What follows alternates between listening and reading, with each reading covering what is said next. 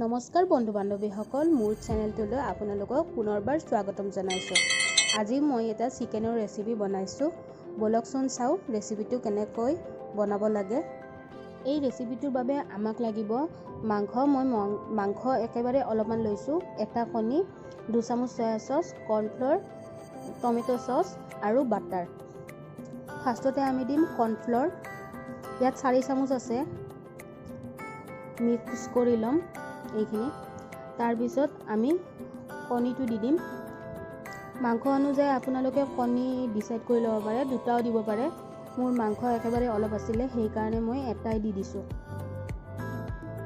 এইখিনি সানি ল'ম।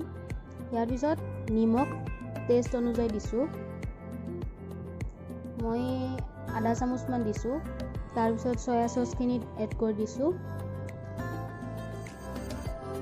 এইখিনি সানি ল'ম ভালদৰে।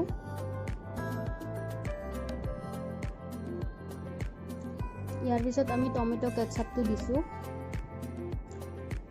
মই এইটোতে দিছোঁ, আপোনালোকে চামুচ হিচাপে দিলে এচামুচ কৰি দিব পাৰে। তাৰপিছত দিছোঁ অকণমান বাটাৰ। তাৰপিছত এইখিনি ভালদৰে মিক্স কৰি ল'ব। এইখিনি এতিয়া আমি 15 মিনিটৰ বাবে থৈ দিম। এতিয়া মই কেৰাহী এটা তুলি দিছোঁ, ৰিফাইন দিছোঁ, দি এই মাংসখিনি ফ্ৰাই কৰিম। ফাৰ্ষ্টতে তেলখিনি হাই হিটত গৰম কৰি ল'ব। যেতিয়া মাংসখিনি পেলাই দিব তেতিয়া একেবাৰে ল' চিম কৰি দিব, নহ'লে জ্বলি যাব।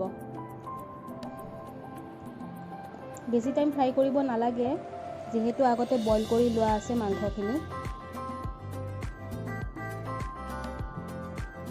এতিয়া মাংসখিনি ভালদৰে লৰাই থাকিব যাতে তললৈ লাগি নাযায়।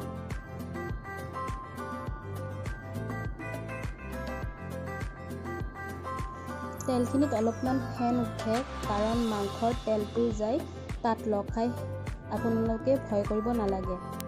এইখিনি এতিয়া হৈ গৈছে, মই তুলি ল'লোঁ ভালকৈ। তেলটো ভালকৈ নিগৰি ল'ব।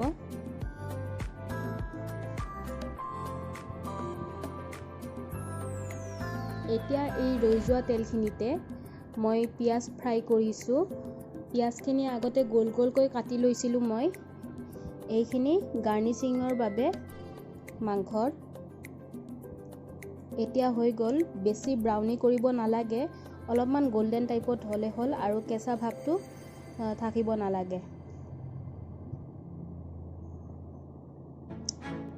এইখিনি এতিয়া মই ধুনীয়া প্লেট এখনত সজাই লৈছোঁ।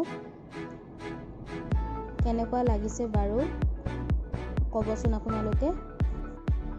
আপোনালোকেও এই ৰেচিপিটো ঘৰত ট্ৰাই কৰি চাব পাৰে, একেবাৰে সহজ হয়।